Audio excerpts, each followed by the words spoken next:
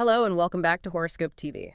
It's good to be here. Looking at the stack of charts and data you've brought to the table today, it really feels like we are about to enter a very specific, very intense corner of the zodiac. Oh, absolutely. We are looking ahead at the week of February 9th to February 15th, 2026. We are. And you are right about the intensity. We're focusing exclusively on the Aquarius experience this week. Right, just Aquarius. And frankly, if you look at the planetary alignment for this specific week in February 2026, Aquarius isn't just a participant in the cosmic weather. They are the lightning rod. The lightning rod. I like that. I noticed you highlighted that in the notes. Because usually when we talk about a sign during their birthday season, since the sun is currently in Aquarius, it's sort of a default celebration. It's happy birthday, here's some confetti.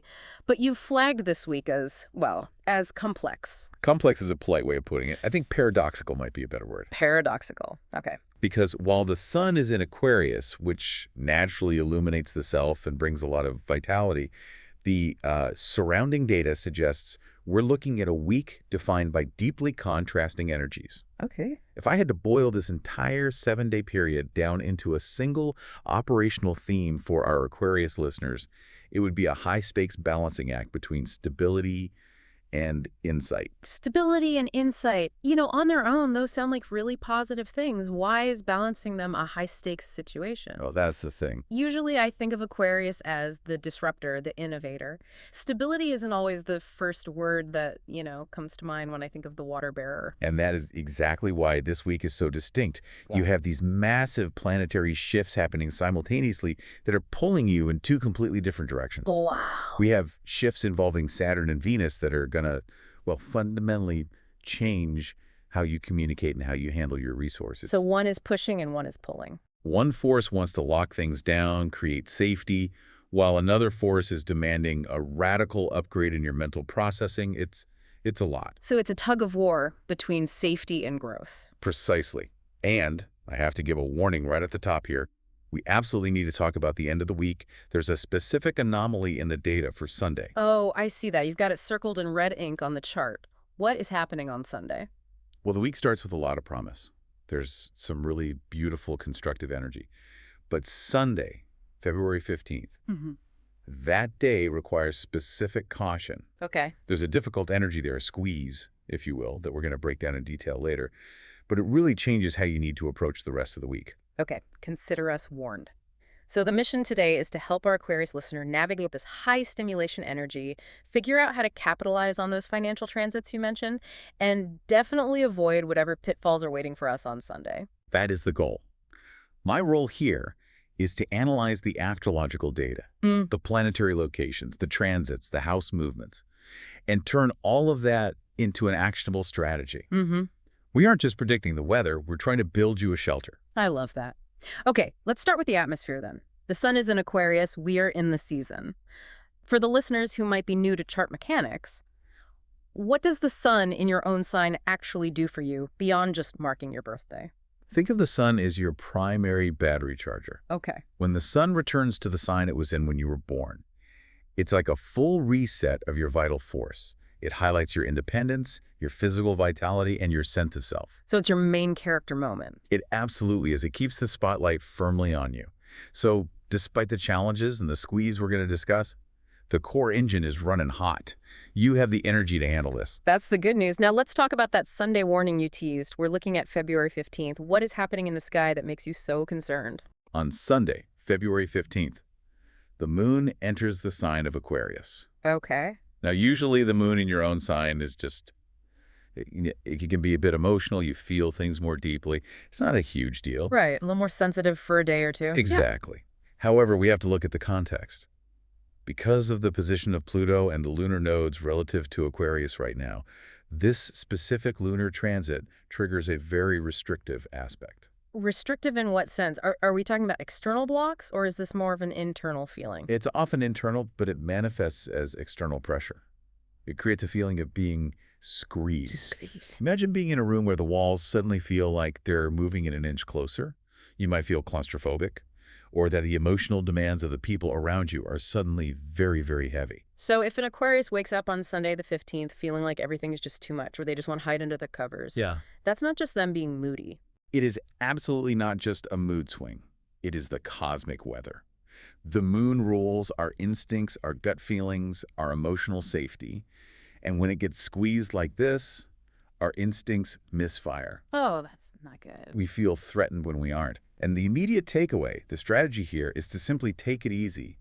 Do not push against the current. So if you try to force a big project or force a difficult conversation on Sunday, You will hit a wall. You will meet resistance everywhere you turn.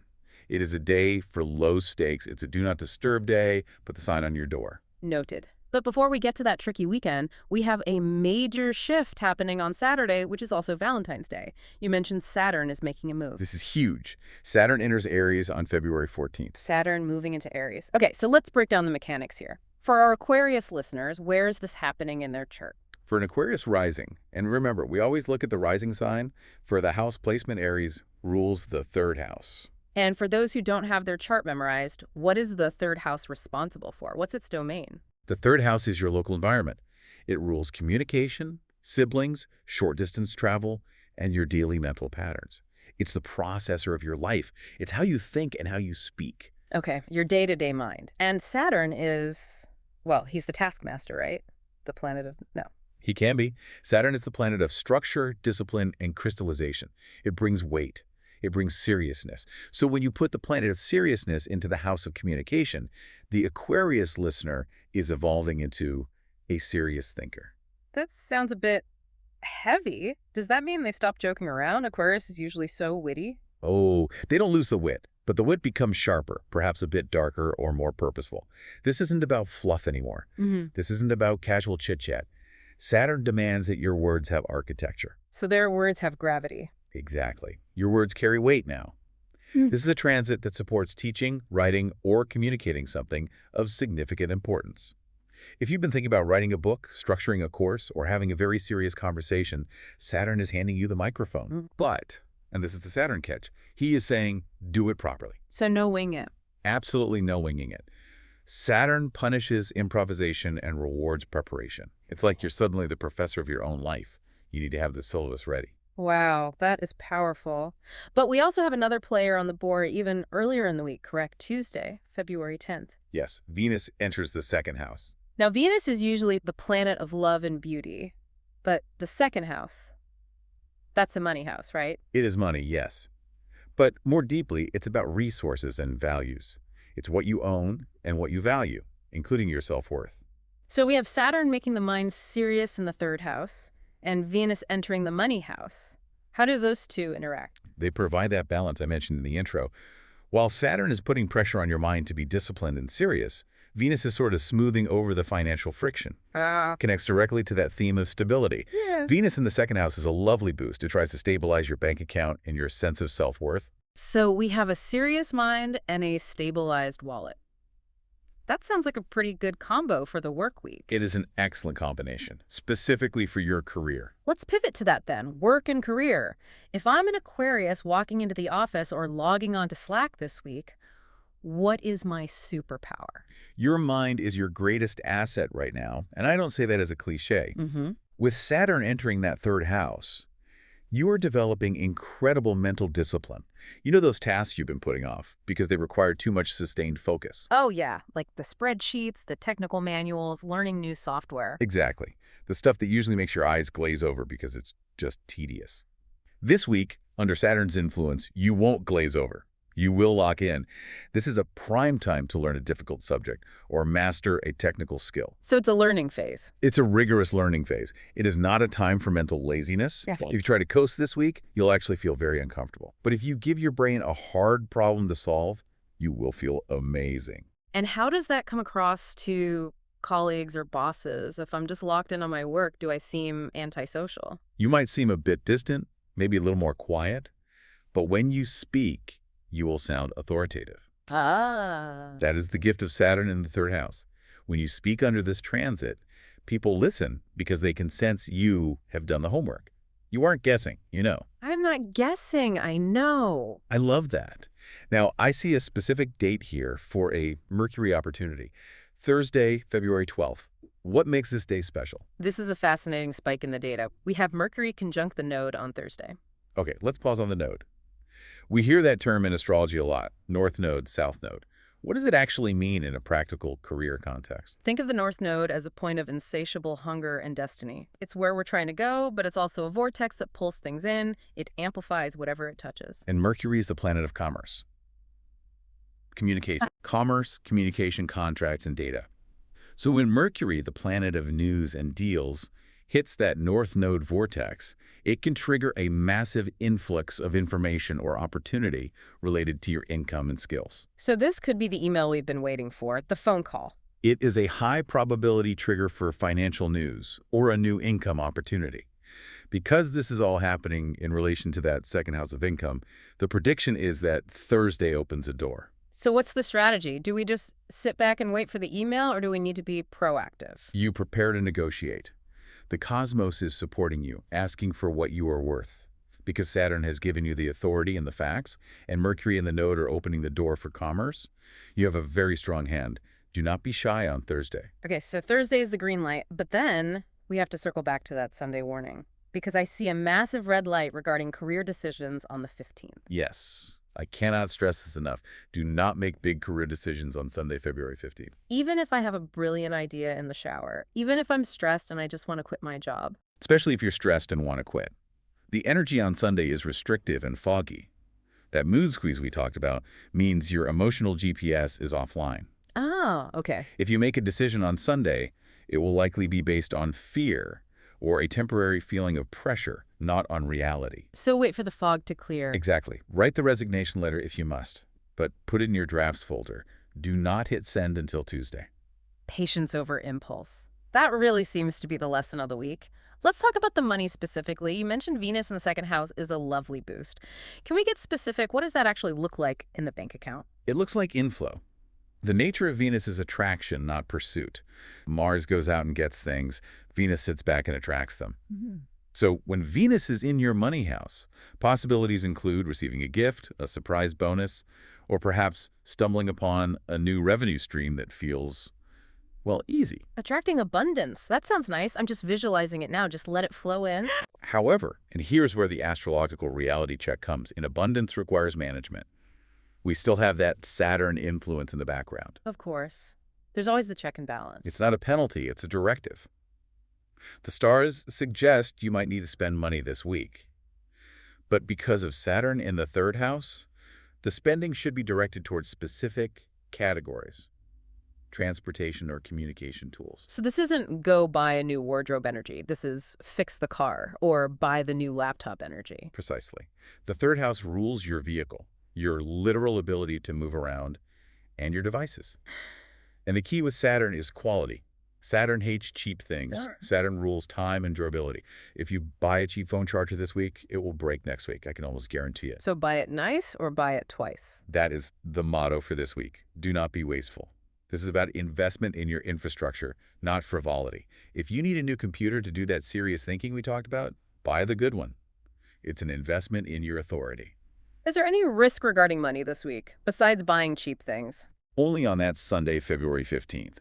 Because of that restrictive squeeze energy we discussed, there is a potential for a temporary cash flow issue. Like the transaction doesn't go through or you realize you forgot a bill was due? That's something exactly like that. Or perhaps an unexpected expense pops up that makes you feel tight. The fix is simple. Keep a buffer in your account. Do not run the tank to empty before the weekend concludes. Just leave yourself a little margin for error. Smart. Always good advice, but especially essential for this week. All right, let's move to the heart. Love and romance. Aquarius is often seen as this detached, cool, intellectual sign. But the forecast says grounded, sensual. It's a very different vibe this week. Love is not flighty right now. With Venus in the second house, the Aquarius listener is valuing stability and loyalty above all else. They want the rock. They want the rock. They want to know where they stand. Venus in the second house is earthy. It's tactile. It wants a partner who makes them feel safe and secure. The thrill of the chase isn't appealing right now. The comfort of the catch is what matters. And what are the love languages? Because usually, for Aquarius, I'd say intellectual stimulation is the top love language. Like, send me a weird article. Usually, yes. Yeah. But this week, it's gifts and physical touch. Oh, wow. That is very tangible. Very tangible. Venus in the second house wants to hold hands. It wants tokens of affection. It wants to see the love, not just hear the concept of it. It's a very somatic, bodily experience of love. But, and I feel like there is a but coming. The sun is still in Aquarius, and the sun in Aquarius just screams, independence, don't fence me in. You spotted the conflict. This is the internal tension of the week I alluded to earlier. You have the sun shouting, I am independent, I need space, while Venus is whispering, hold me, keep me safe, buy me dinner.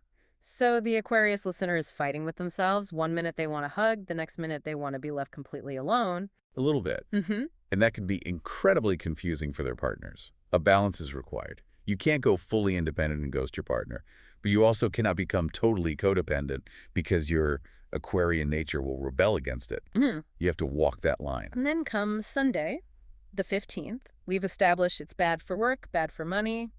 How is it for love? It is tough for relationships. I assumed as much. You may feel misunderstood or isolated. That moon transit in Aquarius, being squeezed by the other planets, can make you feel like nobody gets me. I am alone in the universe. And when you feel like nobody gets you, you tend to either lash out or just shut down. Exactly.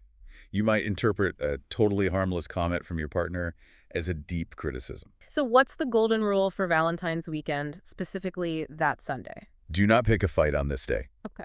Even if you are right, even if they are annoying you, just don't do it. Just zip it. Zip it. Retreat. Pamper yourself. Go get a massage. Read a book. Real love will withstand a day of stress. If you try to force a resolution on Sunday, you will likely just create a bigger, more complicated problem. The energy is just not conducive to mutual understanding. That's great advice. Sometimes taking a beat is the most romantic thing you can do. Let's look at ourselves, health and wellness. With all this mental activity, Saturn making us think hard, Venus making us feel hard, how is the body holding up? The nervous system is under a lot of stimulation.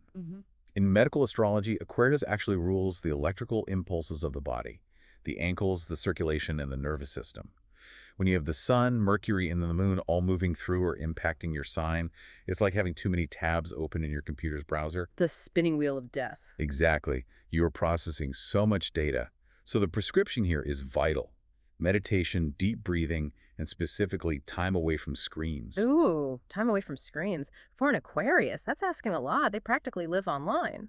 I know, they love their tech. But the blue light and the constant dopamine hits are frying the circuit this week. You need to unplug to let the nervous system reset. Is there a specific physical manifestation we need to watch for, like a symptom? Yes. Remember, Saturn in the third house. The third house also has rulership over the shoulders, arms, and hands. Saturn brings tension, stiffness, and crystallization. Oh, interesting. So the weight of the world on your shoulders isn't just a metaphor this week. It is literal. You might find your shoulders are up by your ears or your wrists are aching from typing. It's a very real physical sensation. Everyone listening just drop their shoulders in I hope so. Yeah. The remedy is regular massage or stretching to release that specific blockage. Focus on the upper body. Keep the circulation moving to the hands. And what about mental health? We talked about the serious thinking, but that can easily lead to burnout. Oh, absolutely. Do not ignore it. If you are feeling overwhelmed, stop. Step back. Disconnect. There is a philosophy I really want the listener to adopt this week. You cannot pour from an empty cup. It's a classic for a reason. It is. Prioritize rest and recovery. Yeah. Especially with that Sunday pressure coming. If you're already burnt out by Friday, Sunday will be much, much harder to navigate. You need to go into the weekend with a full battery. Okay, let's talk about the people around us. Social dynamics. Who are we vibing with and who are we maybe not vibing with so much? Let's start with the good news. Your best match this week is Gemini. The twins. That makes sense. Air sign energy. Yes. Gemini is your intellectual twin and your best friend this week. Why them? Why now? Because of Saturn. Remember, you're in this serious thinker mode. You are hungry for deep conversation. You don't want small talk. Right. Gemini is ruled by Mercury. They're the communicators of the zodiac. They can go anywhere your mind wants to go. They stimulate you. And they're adaptable. That is key. Gemini is mutable air. They flow. They won't get stressed out by your need for independence. If you need to go off and be alone for an hour to think, Gemini's fine with that. They'll just go read something or text a friend. Exactly. They offer honest, clever feedback.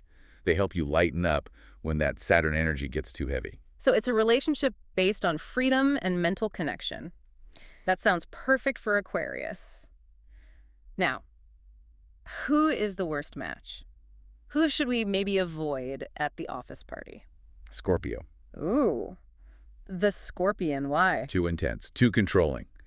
Just not for this week. Okay, what's the friction point? It's a clash of elements and modes. Scorpio's fixed water. Aquarius is fixed air. Fixed means stubborn. Right. Scorpio energy wants to merge. It wants to possess. It wants to dig into your soul and find all your secrets. And Aquarius right now just wants to look at the big picture and keep things a little bit light. Aquarius wants freedom and space. Scorpio feels like a detective shining a bright light in your face, asking, "Where were you last night?" Yeah, I could see that. And frankly, Scorpio might try to analyze your psyche in a way that makes you feel very uncomfortable. There's a cosmic context here called malefic besieged energy in Aquarius. Malefic besieged. That sounds like a heavy metal band. It does. But astrologically, it means Aquarius is already sensitive to pressure. You're sort of sandwiched between difficult energies in the sky. Scorpio is pressure. So adding Scorpio to the mix is just too much psi pressure per square inch. So arguments waiting to happen. Explosive arguments out of nowhere. My advice. Keep things superficial with Scorpios this week. Or, just avoid them until the cosmic weather improves. You need lightness, not heaviness. Got it. Gemini in, Scorpio out. Nah. Now, let's wrap this up with our section 7, the cosmic cheat sheet. I love this part. Let's get the vibe right. What is the color of the week? Electric blue. Electric blue, I can picture it. That feels very Aquarian. It is. Specifically, the color code is #7DF9FF if you're a digital designer. Very precise. Why electric blue? It matches the high-frequency energy of the sun in Aquarius. It's vibrant, it's awakening, but it's also cool. It's not a fiery red. It's the color of a lightning bolt. Utilizing this color, wearing it, changing your phone background to it, helps align you with that electric, innovative energy. It signals to the universe that you're synced up. Okay, I'm changing my wallpaper to electric blue right now. What about lucky numbers? We have a sequence here. 7, 11, 22, 39, 44, and 55. I'm seeing a pattern. 11, 22, 44, 55. Lots of double numbers. Those are often called master numbers in numerology. Double numbers suggest alignment and synchronicities. It suggests that your inner world and the outer world are mirroring each other. So pay attention. When you see these numbers this week on a clock, on a license plate, on a receipt, pay attention. It's a little wink from the universe saying you are on the right path. And finally, the key dates to mark in the calendar. The best dates are February 12th and February 13th. That is the peak of the week. That includes that Mercury negotiation day. Thursday and Friday. Got it. And the caution date. February 15th, Sunday. The restrictive moon transit, no question. Okay, so Thursday and Friday are for making moves. Sunday is for napping. That is the perfect summary. So let's analyze the big picture. What does this all mean for the Aquarius listener this week? It means you are in an incredibly powerful time for mental mastery and financial gain. You have the ability to structure your thoughts and stabilize your bank account in a really meaningful way. But, and it's a big but, this power comes with a requirement. You must respect your need for rest, and you must navigate Sunday with extreme care. Embrace the brilliance, but mind the voltage. Exactly. Ride that electric blue energy, but don't stick your finger in the socket on Sunday. I love it. Thank you so much for breaking all this down for us. It sounds like a week of serious potential if we play our cards right. It absolutely is a huge potential. And thank you to you, our listener, for tuning into this episode on Horoscope TV. We hope this gives you the insight you need to navigate the week ahead. And if you enjoyed this analysis, please make sure to subscribe to the show. That way you get notified immediately when the next episode is available. You don't want to miss what happens when the sun leaves Aquarius. Absolutely not. Subscribe, rate, review. You know the drill. We will see you in the stars. Bye for now. Goodbye.